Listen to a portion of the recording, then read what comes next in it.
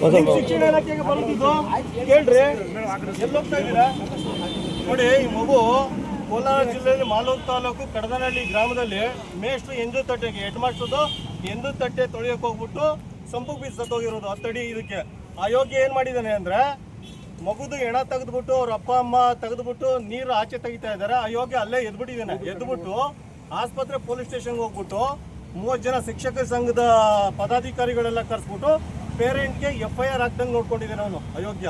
ಆಯ್ತಾ? ಶಿಕ್ಷಣ ಇಲಾಖೆ ಏನು ಕ್ರಮ ತಗೊಂಡಿಲ್ಲ. ಶಿಕ್ಷಣ ಇಲಾಖೆ ಏನು 1 ಲಕ್ಷ ಕೊಟ್ಬಿಟ್ಟು ಕೈ ತೊಳ್ಕೊಂಡಿದೆ. ಇದೇ ಪರಿಸ್ಥಿತಿ ನಿಮ್ಮ ಮಕ್ಳಿಗೆ ಬಂದಿರೋ ಏನು ಮಾಡ್ತಾ ಇದ್ರಿ? ಏನು ಕ್ರಮ ಕೈ ತಗೊಂಡಿದ್ದೀರಾ? ನಿಮ್ಮ ಸಂಘ ಏನು ಮಾಡ್ತಾ ಇದೆ? ಶಿಕ್ಷಕರ ಸಂಘ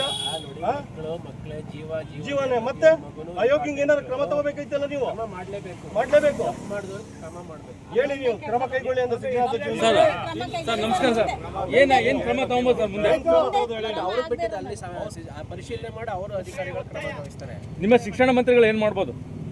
ಮಂತ್ರಿ ಅವ್ರ ಬಗ್ಗೆ ನಾವು ಹೇಳಕ್ ನಾವು ಅಲ್ಲ, ಏನ್ ಮಾಡ್ಬೇಕು ಅಂತ ಆಗ್ರಹಿಸ್ತೀರಿ ಸರ್ ನೀವು? ಸರ್ ನೀವು ಏನ್ ಮಾಡ್ಬೇಕು ಅಂತ ನೀವು ಆಗ್ರಹಿಸ್ತೀರಾ? ನವೆಂಬರ್ 14 ಈ ಮಗುಗೆ ಶ್ರದ್ಧಾಂಜಲಿ ಮಾಡಿ ಅಂತ ಕರೆ ಕೊಟ್ಟಿದ್ದು. ಶ್ರದ್ಧಾಂಜಲಿ ಮಾಡಿ, ಕಪ್ಪು ಪಟ್ಟಿ ತರಿಸ್ಕೊಂಡು ಶ್ರದ್ಧಾಂಜಲಿ ಮಾಡಿ ಅಂತ ಕರೆ ಕೊಟ್ಟಿದ್ದು. ಇವ್ರು ಏನು ಮಾಡಿದ್ದಾರೆ ಗೊತ್ತಾ? ಇವರು ಶಿಕ್ಷಣ ಇಲಾಖೆ ಅಯೋಗ್ಯರೆಲ್ಲ ಏನು ಮಾಡಿದ್ದಾರೆ ಗೊತ್ತಾ? BEO ಇವರೆಲ್ಲ ಹೇಳಿ, HMಗೆಲ್ಲ ಹೇಳಿ, ಇದು STMC ಅಧ್ಯಕ್ಷರಿಗೆಲ್ಲ ಎದುರಿಸ್ಬಿಟ್ಟು ಯಾವುದೇ ಕಾರಣಕ್ಕೂ ಕಪ್ಪು ಪಟ್ಟಿ ಧರಿಸ್ಕೊಂಡು ಇದು ಮಾಡಬಾರ್ದು, ಇಲ್ಲ ಇದನ್ನು ಕಾನೂನು ಕ್ರಮ ತಗೊಳ್ತೀವಿ ಅಂತ ಮಾಡಿರೋದು ಈ ಶಿಕ್ಷಣ ಇಲಾಖೆ ಅಯೋಗ್ಯರು.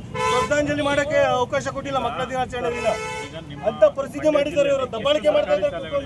ಎಷ್ಟು ಶಿಕ್ಷಕರ ಕುಂದುಕೊರತೆ ಇದೆ ಗೊತ್ತಾ ಸರ್? ಈಗ